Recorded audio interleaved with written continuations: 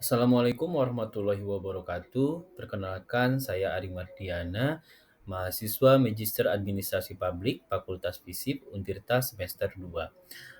Pada saat yang berbahagia ini, saya akan coba mempresentasikan suatu persoalan publik tentang pengendalian kesehatan hewan yang ada di Provinsi Banten.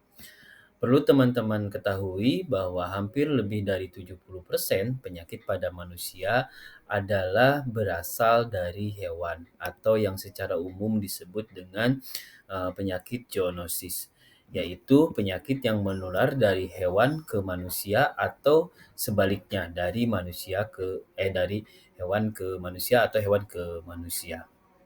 Nah, beberapa penyakit zoonosis, antara lain seperti yang, ramai tahun-tahun kemarin adalah flu burung, terus, rabies, antrak, brusellosis, spirosis, dan, lain-lainnya. Eee, Sebelum ke sana, saya akan sedikit menyampaikan tentang potensi kesehatan hewan yang ada di Provinsi Banten, di mana, eee, kes eee SDM di Provinsi Banten ini memang sangat sedikit sekali, di antaranya adalah, dokter hewan seprovinsi Banten hanya ada 55 orang dan paramedik itu hanya ada 29 orang. Ini termasuk dokter hewan dan paramedik yang ada di, kabupaten kota, seprovinsi Banten. Terus, selanjutnya pusat kesehatan hewan pun jauh berbeda dengan, pusat kesehatan masyarakat. Jadi puskesmas dengan puskesmas itu sangat sangat jomplang jumlahnya, di mana kita hanya punya puskesmas 15 unit di, kabupaten kota karena yang namanya puskesmas adalah kewenangan kabupaten kota. Ada di Kota Serang satu, ada di Kabupaten Serang satu, ada di Kota Cilegon satu, terus, Kota Tangerang Selatan satu, terus Kota Tangerang juga ada satu, yang agak banyak itu ada di Kabupaten Pandeglang ada 4 unit, terus Kabupaten Lebak ada 3 unit, dan Kabupaten Tangerang ada, 3 unit. Sementara, kita hanya punya satu penyokong laboratorium yang memang sudah terakreditasi dan sudah sertifikasi ISO, yaitu ada di UPT Pelayanan Pengujian Veteriner pada Dinas Pertanian, Provinsi Banten. Nah, eee, ini adalah, beberapa penyakit prioritas yang ada di Provinsi Banten yang menjadi penanganan para dokter hewan atau para tenaga kesehatan yang ada di Provinsi Banten, di antaranya adalah, eee, penyakit mulut dan kuku, di mana kemarin 2022 kita dari tahun 78 sudah bebas penyakit mulut dan kuku, namun di tahun 2022 ini masuk lagi ke Indonesia gitu. Padahal Indonesia sudah bertahun-tahun bebas dari penyakit PMK. Terus, rabies, rabies juga masih mengancam karena sekarang di Indonesia Timur juga masih masih rame beberapa kejadian penyakit rabies masih, ada di Indonesia Timur, dan untuk di Provinsi Banten sendiri terakhir itu ada di tahun 2011 awal. Terus, flu burung, di mana kalau misalnya flu burung itu sebenarnya yang paling ramai adalah, yang kena pertama itu pasti Provinsi Banten dulu itu. Terus selanjutnya adalah Sura, dan lain-lainnya. Dasar pemilihan, penyakit hewan menular strategis di antaranya adalah, karena memang kerugian ekonominya sangat tinggi, terus keresahan masyarakatnya juga lumayan, terus kematian hewannya juga tinggi, sehingga kerugian ekonomi tinggi, terus potensi penyebaran pada populasi rentan juga, sangat tinggi. Selanjutnya saya mencoba untuk membuat diagram fishbone untuk masalah pengendalian kesehatan hewan di Provinsi Banten, di mana, diagram fishbone ini dikenal juga sebagai diagram Ishikawa atau diagram, penyebab akibat. Yang, adalah alat analisis visual yang digunakan untuk mengidentifikasi dan memahami berbagai faktor, penyebab yang dapat, menyebabkan masalah atau ketidaksempurnaan dalam suatu proses atau situasi, tertentu. Hasil dari, fishbone ini yang pertama adalah, vaksinasi hewan.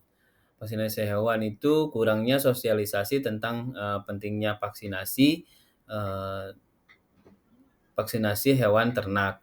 Selanjutnya keterbatasan akses terhadap vaksin hewan, oleh peternak, terus biaya vaksin hewan yang, sedikit agak mahal gitu ya. Namun ini relatif sebenarnya kalau untuk masalah biaya. Terus selanjutnya adalah, pergerakan hewan, kurangnya pengawasan, lalu lintas hewan ternak, terutama mungkin antar kabupaten kota atau antar provinsi sekalipun, terus kurangnya koordinasi antar daerah dalam hal pergerakan ternak atau lalu lintas ternak. Selanjutnya adalah kebersihan kandang dan lingkungan, yang kurang memadai. Biasanya memang masalah kebersihan kandang ini peternak kurang memperhatikan, sehingga, bisa menjadi salah satu penyebab susahnya pengendalian kesehatan hewan di Provinsi Banten. Selain itu juga kurangnya air bersih, terus, kurangnya sistem pembuangan limbah, kurangnya pengetahuan, peternak tentang cara, membersihkan lingkungan yang tepat. Selanjutnya SDM dan infrastruktur. Sebagaimana diketahui di awal tadi sudah disampaikan bahwa, fasilitas kita masih masih sangat minim dan SDM kita juga masih sangat kurang.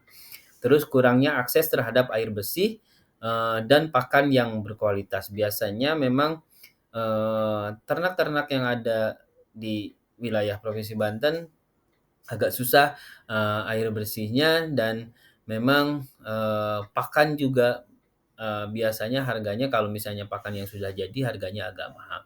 Selanjutnya adalah pengetahuan masyarakat tentang, penyakit hewan. Nah, banyak yang tidak aware atau tidak peduli terhadap suatu penyakit hewan, sehingga penyakit hewan di Provinsi Banten bahkan, eee, agak, sedikit mudah untuk, menyebar gitu.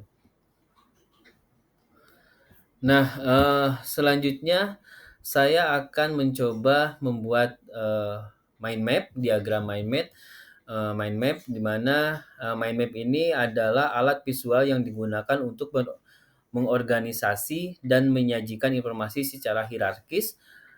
Di antaranya adalah untuk mengumpulkan, dan mengorganisasi informasi, terus yang selanjutnya adalah untuk memvisualisasikan hubungan, antara konsep. Yang, seperti yang kita lihat di sini bahwa memang, kesehatan hewan ini berkaitan dengan beberapa hal, di antaranya adalah, eee, yang utama adalah peraturan dan kebijakan, di mana, penegakan hukumnya masih mungkin agak kurang, terus regulasi regulasi terkait, kesehatan hewan juga masih sangat sedikit, terus, selanjutnya terkait lagi dengan, organisasi organisasi yang berkecimpung rata-rata hanya Dinas Pertanian, khususnya mungkin Dinas Pertanian Provinsi Banten atau lebih khusus lagi ada di bidang kesehatan hewan, selanjutnya hanya dengan UPT Pelayanan Kesehatan Hewan, eee, UPT Pelayanan Pengujian Veteriner yang ada di Provinsi Banten. Selanjutnya, kerjasama pihak terkait mungkin masih masih kurang, ada karantina, ada KLHK, ada Dinkes, dan lain-lainnya. Terus, vaksinasi hewan juga vaksinasi, untuk pencegahan, untuk, peningkatan imun, untuk pemberantasan itu masih masih rada kurang di Provinsi Banten.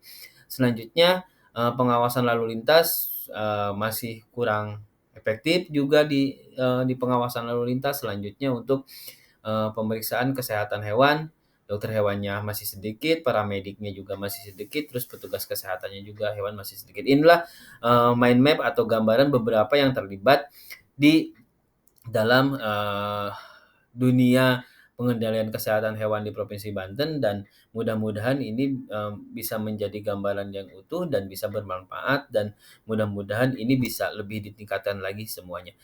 Mungkin itu yang bisa disampaikan, terima kasih. Wabillahi taufiq wal hidayah. Wassalamualaikum warahmatullahi wabarakatuh.